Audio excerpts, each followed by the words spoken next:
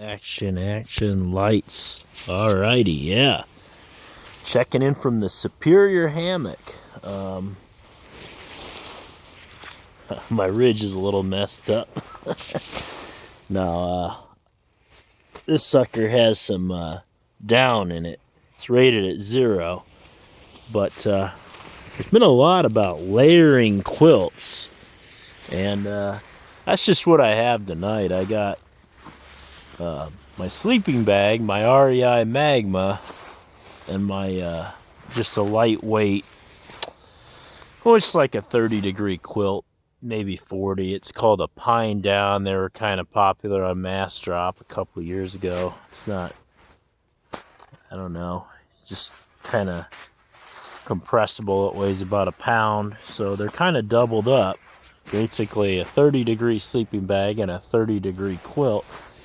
Last night I had, a little bit thicker Wilderness Logic's quilt on the outside, thinking, be better off with, zip into the sleeping bag and then tuck the quilt over. But I don't feel like that worked as well. I feel like you just couldn't control the quilt or feel really like where the quilt was. Like, whereas here, the quilt's inside.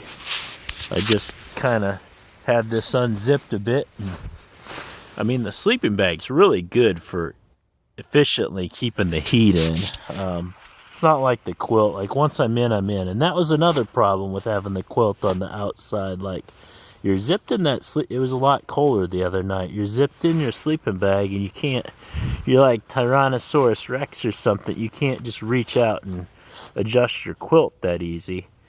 But that, to me, anyway, is the point of the sleeping bag. It's a lot more efficient, and I don't have to adjust my quilt. I can toss on my side or hang my feet off the edge or whatever. I'm still in my sleeping bag. And that was something too. I noticed, like, my quilt would be like hanging off the end of my sleeping bag. Well, you can't really feel that, because I can feel my toes in here now, but it's hard to explain. But I'm going with, the quilt inside the sleeping bag. And, it's a little work zipping into these things, but once you're in, you're cozy. They got the hood. I got my pad if I want to use it. I'm actually kind of straight laying this Superior Hammock. The other thing I notice is, like, I don't feel like the Superior Hammock's made for, it's made for a diagonal lay, but when it's really cold, I think that you're just wasting the insulation, because you got, call me crazy, you got all this insulation, and you want it right around where your feet are.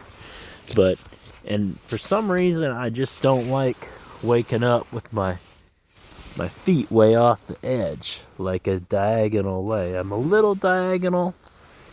I don't know. I'm playing with it. I got my pad here. I like my shoulder position here in this hammock. I don't know if it's like 58 inches wide, but maybe 10.5 feet long, but it's a beautiful hammock that Superior Gear made. I've seen this hammock around, and there is no getting cold on the bottom. But cool. Sorry for taking. Oh yeah, I got a new headlamp. It's like the it's a night core, but it's the N. I don't know. I feel like these buttons are a little easier to hit, and it kind of like, I don't know, it like floods out a little better. And if you hold it like a few sections, you get this really warm light. I don't know. It was like $24. It's got a rechargeable battery. I'm trying some things out. The other one was just the NU25. I'm not saying it's bad or anything. It's great. They're all great. But I converted the strap to the shock cord, and I didn't feel like it tilted all the way down with the shock cord through there. Blah, blah, blah, blah. I'm trying this one, so not too bad. Dialing it all in here. So we should see. I don't know. Kind of cold, like a little below freezing. I don't know. We'll see what happens.